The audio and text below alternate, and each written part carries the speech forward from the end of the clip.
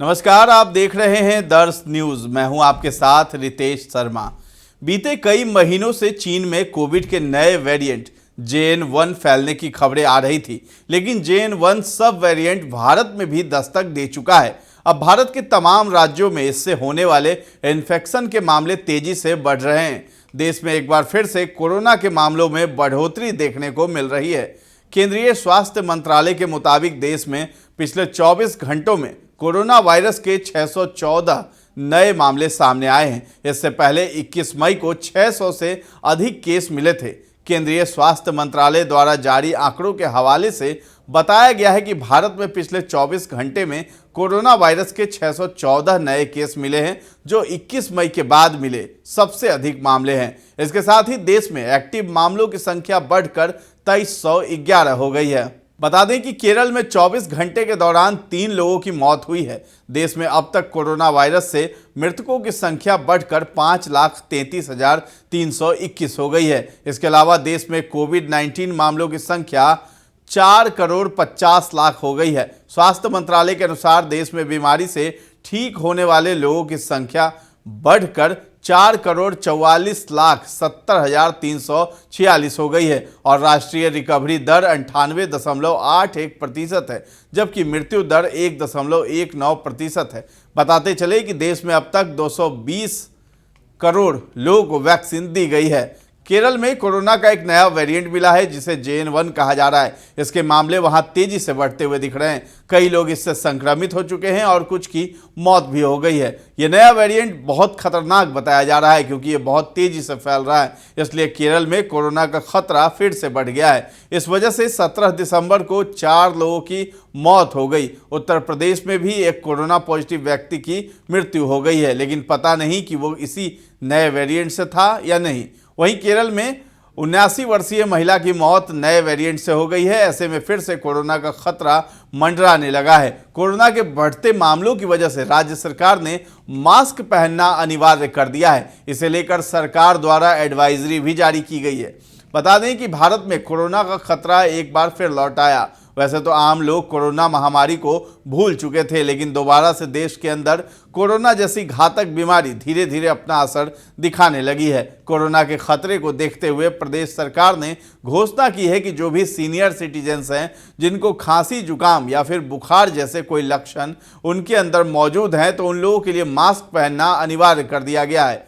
आपकी जानकारी के लिए बता दें कि केरल राज्य के अंदर कोविड-19 का उपस्वरूप JN1 का एक मामला देखने को मिला, जिससे प्रदेश सरकार की नींद उड़ी हुई है। इसी के चलते अब इतना बड़ा फैसला लिया गया है। अगर समय रहते हुए इस चीज़ को कंट्रोल नहीं किया जाता है, तो आने वाले समय में ये पूरे भारत के लिए खतरा पैदा कर सकता है। केंद्र की ओर से एडवाइजरी जारी होने के बाद बिहार सरकार ने भी राज्य में अलर्ट जारी कर दिया है। स्वास्थ्य विभाग ने सभी जिलों के अस्पतालों को कोविड से निपटने के लिए आवश्यक तैयारी करने को कहा है। लोगों को डरने या घबराने की बजाय सतर्क रहने और सावधानी बरतने की सलाह दी गई है। इसके साथ ही अस्पतालों में मास्क पहनना अनिवार्य कर दिया गया है। स्वास्थ्य विभाग के अपर मुख्य सचिव प्रत्यय अमृत, सचिव सह राज्य स्वास्थ्य समिति के कार्यपालक निदेशक संजय कुमार सिंह ने मंगलवार की देर शाम विभागीय अधिकारियों के साथ कोरोना से बचाव को लेकर की जाने वाली तैयारियों की समीक्षा की। वीडियो कॉन्फ्रेंसिंग से हुई समीक्षा बैठक में राज्य के सभी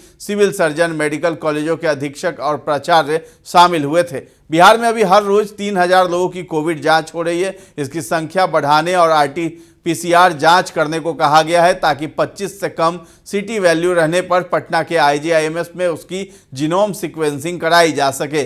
पश्चिम चंपारण, गया, मुजफ्फरपुर, शेखपुरा और बेगूसराय को जांच में तेजी लाने को कहा गया है। हवाई अड्डा एवं भीड़ भाड़ वाले इलाकों में रैंडम जांच होगी। अस्पतालों में मास्क अनिवार्य कर दिया गया है। जो लोग खांसी, सर्दी और बुखार व अन्य बीमारियों से पीड़ित हैं, उन्हें अनिवार्य रूप से मास्क पहनने को कहा गया है। कुछ स्थितियों में आपको विशेष रूप से अलर्ट रहने की जरूरत है। यदि आप काम के सिलसिले में अक्सर विदेश यात्रा करते हैं, अगर आपके दोस्त, रिश्तेदार या सहकर्मी विदेश यात्रा करके या भारत के उन राज्यों से आए हैं जहां कोविड के नए वेरिएंट के मामले सामने आ रहे हैं, यदि आप ऑनलाइन ऐसी चीजें मंगा रहे हैं जो विदेश से आती है, CDC के मुताबिक कोविड के इस नए सब वेरिएंट JN1 के अभी तक कोई खास लक्षण दिखाई नहीं दिए हैं। ऐसे में नॉर्मल वायरल फीवर और सब वेरिएंट में फर्क कर पाना मुश्किल है। ऐसे में सर्दियों में खुद को और अपने परिवार को वायरल फ्लू कोविड के नए वेरिएंट से सुरक्षित रखने के लिए आपको हाथ धोना, मास्क पहनना, सार्वजनिक जगहों पर जाने से बचना, घर के अंदर रहना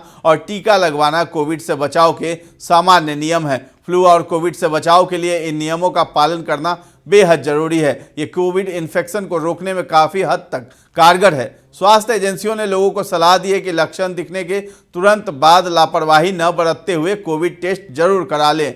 अगर ये लक्षण दिखे तो समझ जाएं कि आपकी इम्यूनिटी कमज़ोर है। बार बार सर्दी, जुकाम और इन्फ्लुएंजा होना, हर वक्त थका हुआ महसूस होना, तनाव, पेट में कोई ना कोई समस्या होना, एलर्जी प्रॉब्लम। इम्यूनिटी को मजबूत करने के लिए रोजाना विटामिन ए, सी, ई से भरपूर फल एवं सब्जियों का सेवन करें। और अंत में आपको बताते चले कि कोविड-19 के सब वेरिएंट JN1 की पहचान पहली बार यूरोपीय देश लग्जमबर्ग में हुई। यहां से तमाम देशों में फैलना शुरू हो गया। ये सब वेरिएंट पिरोलो वेरिएंट BA.2.86 से जुड़ा हुआ है। इसे इंसानी शरीर के इम्यूनिटी के खिलाफ खतरनाक बताया जा रहा है। यही वजह है कि नए सब वेरिएंट को लेकर अलर्ट जारी किया गया है। भारत में सबसे पहले सिंगापुर में कोविड का सब वेरिएंट JN1 फैला। यहां एक भारतीय यात्री में JN1 इन्फेक्शन का पता चला।